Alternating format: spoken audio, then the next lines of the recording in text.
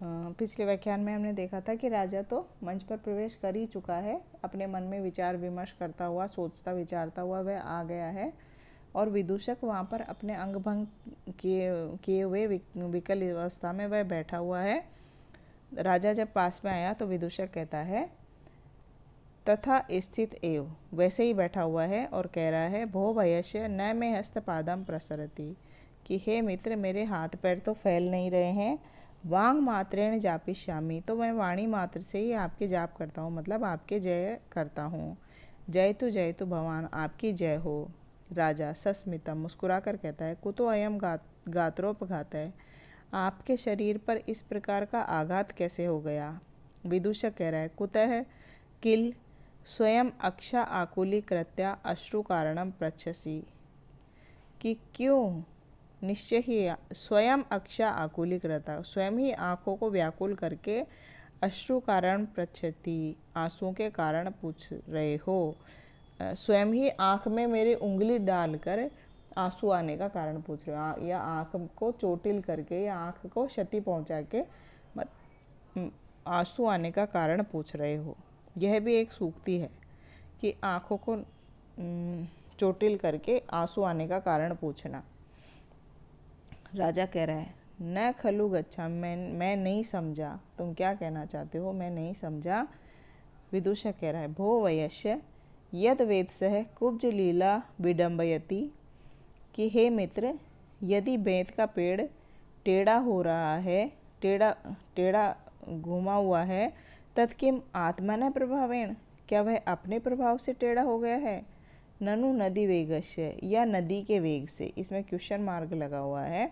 तो राजा पूछ रहा है कि नदी के किनारे पर जो बेंत के पेड़ लगे हुए होते हैं वह टेढ़े रहते हैं, नदी का प्रभाव जिधर से बह रही है नदी जिस तरफ, वही उसी तरफ वह बेंत के पेड़ भी झुके हुए होते हैं। तो राजा कह रहा है कि जो झुके हुए होते हैं बेंत के पेड़, क्या वे अपने कारण ही होते हैं या नदी के वेग के कारण होते हैं। राजा कह रहा है नदी वेग तत्र कारणम, नदी का वेग ही उसका कारण होता है।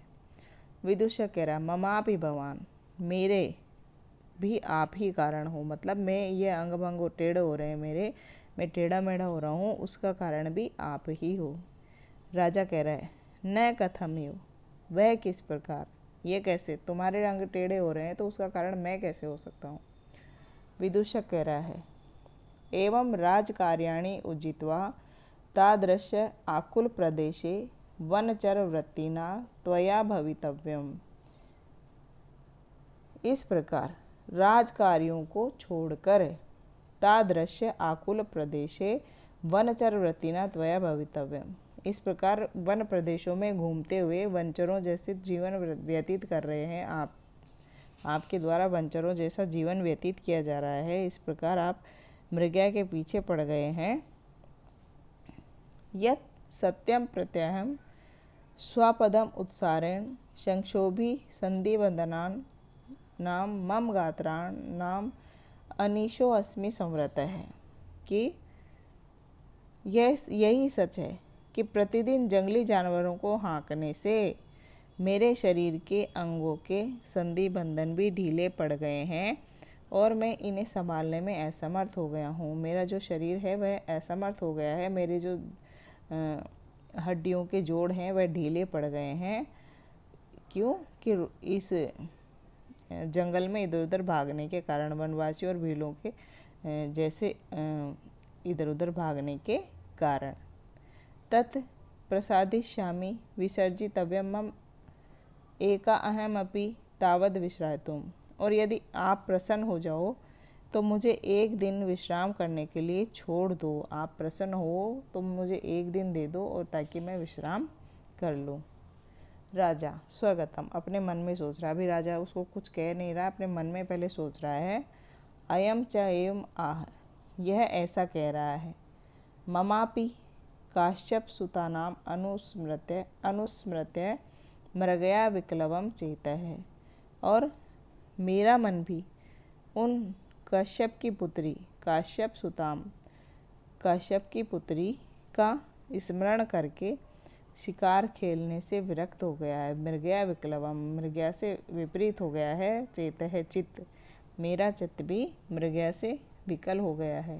कुतः क्योंकि न नमयितुम अधिच्य अस्मि शक्तो हो धनुः इदम अहित सायकम मृगेषु सह वसतिमुपेत्य यह प्रियया कृत एव मुग्ध विलोकितो उपदेश है। न नमयितुम अधिच्य अस्मि शक्तो हो, मैं चलाने में, नमयतुम यानी चलाने में, शक्तो यानी समर्थ नहीं हूँ। मैं जिस पर प्रत्यंचा, अधिच्य जिस पर प्रत्यंचा चढ़ी हुई है, ऐसे अहित सायकम यानी बाण को, जिस पर प्रत्यंचा चढ़ी हुई है, ऐसे धनुष के बाण को चलाने में, किन पे, मृगेशु मृगों पर चलाने में मैं समर्थ नहीं हूँ। सहवसितम उपेत्य यह प्रिया, जो कि प्रिया के साथ में जो रहते हैं, कृतय मुग्ध विलोकित उपदेश है, और जिन्होंने मुग्धता पूर्वक देखने का उपदेश दिया है शकुंतला को। राजा कहना चाह रहा है कि ऐसे मृग जो शकुंतला के साथ रहते हैं और जो शकुंतला को मुग्धता पूर्वक देखने का उपदेश देते हैं कि मुग्धता पूर्वक किस प्रकार से देखा जाता है, ऐसा सिखाते हैं वे, ऐसी मृगों पर मैं अपना धनुष चलाने में असमर्थ हूँ, उन पर बाण चलाने में मैं असमर्थ हूँ। राजा जो है, शिकार के प्रति उसकी अरुचि हो गई है, और उसका कारण वह क्या बताता है कि ये जो मृग हैं, ये उन मृगों के आंखों में उसे शकुंतला के देखने का भाव नजर आता है। जिस प्रकार से शकुंतला देखती है उसी प्रकार से मृग देखते हैं, और वो ये कहना चाह रहे हैं कि मृगों ने ही शकुंतला को इस प्रकार से देखना सिखाया है। तो ऐसे उन मृगों पर मैं बाण नहीं चला सकता। तो इस कारण यहाँ पर उत्प्रेक्षा अलंकार है इस श्लोक में। उसके बाद में विदूषक कह रहा है, राज्ञो मुखम विलोक्य, राजा के मुख को देखकर कह रहा है, क्योंकि विदूषक ने राजा से कुछ कहा और राजा ने कुछ जवाब नहीं दिया, अपने मन में ही कुछ सोचने लगा, तो इस कारण वह उसके मुख की ओर देखकर कह रहा है, अत्र भगवान किमपि हृदये कृत्वा मंत्रयते, कि ये भगवान, ये आप तो अपने हृदय में कुछ भी सोच रहे हैं। अरण्यमय रुदितम आसीत, मेरा रुदन तो अरण्य रुदन हो गया, मेरी जो व्यथा है मैं तो अरण्य रुदन कर रहा हूँ। अरण्य रुदन यानी कि वन में रोना, वन में रोते हैं तो कोई सुनने वाला ही नहीं है वहाँ पर, और हमने किससे क्या कहा, अगर कोई हमारी बात अनसुनी कर रहा है तो उस कही हुई बात का कोई मतलब ही नहीं निकलता, तो वह अरण्य रुदन के समान हो गया।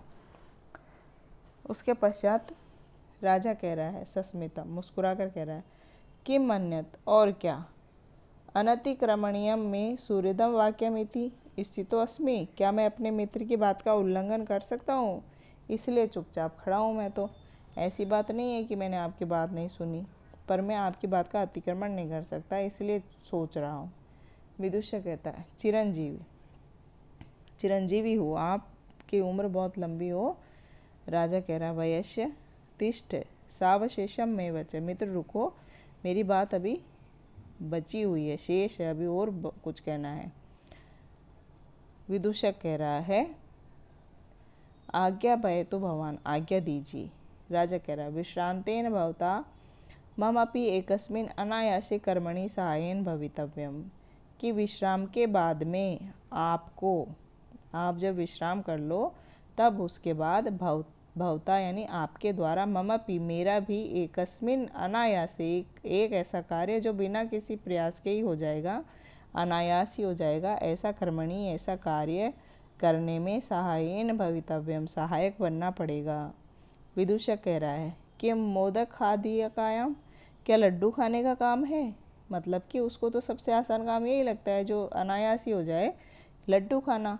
तो विदूषक कह रहा है कि क्या लड्डू खाने का काम करना है, तेन सुग्रहिता क्षण है, तब तो वह बहुत ही अच्छा क्षण होगा। वह इस बात से भी दुखी है कि उसको अच्छा भोजन ही नहीं मिल रहा है, कई दिनों से शूल्य मांस खाना पड़ रहा है, तो कह रहा है कि लड्डू खाना ही सबसे आसान काम हो सकता है और वह क्षण बहुत ही सुखद होगा जब हम लड्डू खा रहे होंगे। राजा कह रहा है यत्र वक्ष्यामि, मैं आपको बाद में बताऊंगा। कह अत्र भो, अरे कोई है यहाँ पर। राजा कह रहा है कि काम तो मैं बाद में बताऊंगा, और आवाज़ लगाता है कि क्या कोई है बाहर। द्वारपाल आदि को आवाज़ लगाने के लिए राजा लोग कहते हैं कि कोई है। तभी प्रवेश करता है द्वारिक। द्वारिक वहाँ प्रवेश करता है और प्रणाम करके कहता है आज्ञा पायतु भर्ता, स्वामी आज्ञा दीजिए। राजा कह रहा है रैवतक सेनापति तावत आहूयताम, रेवतक सेनापति को बुला के लाओ। द्वारिक कह रहा है तथा इति निष्क्रम्य सेनापतिना सह पुनः प्रविश्य, ऐसा कहकर चला जाता है और सेनापति के साथ पुनः प्रवेश करता है। एष आज्ञा वचनोत्कंठो भर्ता इतो दत्त दृष्टि एव तिष्ठति, कि ये आपको आज्ञा देने की उत्सुकता में स्वामी इधर ही दृष्टि डाले हुए बैठे खड़े हैं, आपको बुला रहे हैं। मतलब कि कहने का सीधा मतलब है कि आपको बुला रहे हैं और आप ही का इंतजार कर रहे हैं। उपसर्पतु आर्य, आप समीप चाहिए आर्य, सेनापति से कह रहा है द्वारिक। सेनापति कह रहा है राजा नाम अवलोक्य, राजा को देखकर कह रहा है दृष्ट दोषा आपी स्वामिनी मृगया केवलम गुण एवं समृत है, कि अत्यधिक दोष होते हुए भी स्वामी के लिए मृगया यानी शिकार केवल गुण ही होकर रह गया है। अत्यधिक दोष हैं मृगया में, शिकार में, किंतु स्वामी के लिए वह फिर भी गुण ही है। कैसे? तथा ही, क्योंकि देव यानी स्वामी राजा क्या कर रहा है, अनवरत धनुज स्फालन क्रूर पूर्वम रविकिरण सहिष्णु स्वेद लेश भिन्नम अपचितम अपि गात्रम व्यायत्वाद लक्षयम गिरिचर इव नागः प्रणसारम बिभर्ति ही। अनवरत धनु ज्या स्फालन क्रूर पूर्वम, निरंतर धनुष की ज्या यानी प्रत्यंचा को स्फालन यानी खींचने के कारण, निरंतर धनुष की प्रत्यंचा को खींचने के कारण जिनका पूर्व भाग क्रूर यानी कठोर हो गया है, दृढ़ हो गया है। निरंतर धनुष को खींचने के कारण, धनुष को जब खींचा जाता है तो छाती के ऊपर ही उसको बार बार दबाव पड़ता है। हाथों से एक जगह से दूसरे जगह तक खींचने के कारण वक्ष स्थल पर अत्यधिक दबाव पड़ता है, जिसके कारण वक्ष स्थल कठोर हो जाता है। तो निरंतर धनुष की प्रत्यंचा खींचने के कारण पूर्व शरीर का पूर्व भाग जो है वह कठोर हो गया है। रवि किरण सहिष्णु स्वेद लेश भिन्नम, और सूर्य की किरणों को सहन करने के कारण स्वेद लेश पसीने की बूंदों से रहित हो गया है शरीर। जब हम एक दिन धूप में काम करते हैं तो पसीने में तरबतर हो जाएंगे, दूसरे दिन थोड़ा कम, तीसरे दिन, और एक समय ऐसा आता है कि हमें सूर्य के धूप की आदत पड़ जाएगी और हम सूर्य की किरणों को सहन करने लग जाएंगे और फिर पसीने नहीं आएंगे। तो यही यहाँ कह रहे हैं कि सूर्य की किरणों को सहन करने के कारण शरीर जो है वह पसीने की बूंदों से रहित, स्वेद लेश हो गया है, पसीनों से रहित हो गया है। अपचितम अपि गात्रम, अपचितम यानी थोड़ा कम हो गया है, पूरा पोषण नहीं मिल रहा है, फिर भी गात्रम जो शरीर है वह वैयत्वात् विशाल और दृढ़ होने के कारण अलक्षम दिखाई नहीं पड़ रहा है वैसा। भले ही शरीर का पोषण कम हो गया है, शरीर थोड़ा कम हो गया है, लेकिन विशाल और दृढ़ होने के कारण ऐसा लक्षित नहीं हो रहा है, कहीं से कमज़ोर दिखाई नहीं पड़ रहा है। गिरिचर इव नाग है, वनों में विचरण करने वाले नाग यानी हाथी के समान प्राण सारम विभर्ति ही। हाथी जो है, कैसा हाथी, जो कि इन पे पर्वतों पे विचरण करता है। पर्वतों पर विचरण यानी पर्वतीय क्षेत्रों में रहने वाला हाथी, वह थोड़ा अन्य हाथियों के अपेक्षा थोड़ा दृढ़ होता है, शरीर से थोड़ा कम स्थूल होता है। वैसा ही उसी हाथी के समान शरीर जो है प्राण सारम विभर्ति, शक्ति से संपन्न शरीर ऐसा शोभित हो रहा है, वन में घूमने वाले हाथी के समान। वन भी कैसा, पर्वतों वाला, पर्वतों पर विचरण करने वाले हाथी के समान। पर्वतों पर जो हाथी विचरण करेगा उसको अधिक शरीर का कष्ट उठाना पड़ता है। उसका पूर्व भाग दृढ़ होता है क्योंकि वह पत्थरों के ऊपर चलता है। वह सूर्य की किरणों को गर्मी के कारण सहन करने क्योंकि पर्वतों पर तो पेड़ कम होते हैं, तो इस कारण सूर्य की किरणों को सहन करने वाला अधिक होता है वह, और उसका शरीर कम होता है, अन्य हाथियों के बजाय कम स्थूल होता है, लेकिन दृढ़ होने के कारण दिखाई नहीं पड़ता। तो यहाँ पर राजा और गिरिचर हाथी का में समानता बताई गई है। और इन्हीं विशेषणों के कारण यहाँ पर परिकर अलंकार है इस श्लोक में, और श्लेष अलंकार भी है। और इव, नाग इव, इसका नाग इव यानी कि हाथी के समान कहने के कारण यहाँ पर उपमा अलंकार भी है। तो अब आगे देखिए, उपेत्य, पास जाकर, जय तु स्वामी। जो सेनापति है वह कह रहा है, स्वामी की जय हो। ग्रहीत अश्वान पदम आरण्यम, अरण्य को घेर लिया गया है। किम अन्यत्र अवस्थितो अयते, और आप कहीं और ही हैं। हमने तो जंगल के पशुओं को घेर लिया है और आप कहीं और ही बैठे हुए हैं, अभी तक आप आए ही नहीं शिकार करने। राजा कह रहा है, मंदो उत्साह कृतो अस्मि मृगया अपवादिना माढ़व्येन, कि इस माढ़व्य कौन है? विदूषक का नाम है। विदूषक एक पात्र है, विदूषक तो पात्र है। जैसे राजा एक पद होता है, वैसे ही विदूषक भी एक पद होता है राजा की सभा में, या पात्र या पद होता है। विदूषक एक पद ही हुआ करता था वैसे तो, फिर बाद में ये नाटकों में प्रयोग होने के बाद में जब नायक राजा के इतर भी कोई होने लगे और उनके साथ भी विदूषक आने लगे, तो यह एक पात्र हो गया, नाटकों का पात्र हो गया। तो उसका अभिज्ञान शाकुंतलम के विदूषक का नाम मांडव्य है। राजा कह रहा है कि इस मांडव्य के द्वारा, और मांडव्य कौन? मृगया अपवादी, मृगया की बुराई करने वाले मांडव के द्वारा मेरा उत्साह जो है वो मंद कर दिया गया है। सेनापति कह रहा है। जनांतिक की बात हम पहले कर चुके हैं, तो वह चुपके से विदूषक के कान में कह रहा है, सखे स्थिर प्रतिबंधो भव, तुम अपनी बात पर दृढ़ रहना। अहम तावत स्वामीन चित्तवृत्ति अनुवर्तिष्य, तुम तो अपनी बात पर दृढ़ बने रहो, तब तक मैं स्वामी की मन के अनुसार बात करता हूँ। प्रकाशम, प्रकट में कह रहा है। अब प्रलप्य एतेश वेदे, ए वेदे तो ऐसे प्रलाप करता है।